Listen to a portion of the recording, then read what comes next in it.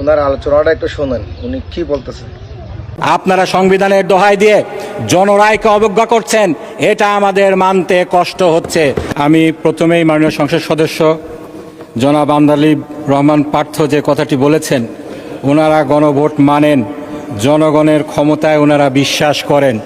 যে বিষয়টি ওনারা বলেছেন সেটার সূত্র ধরেই বলছি, গণভোটে জনগণ কি রায় দিয়েছিল সেটা একটু জানা দরকার।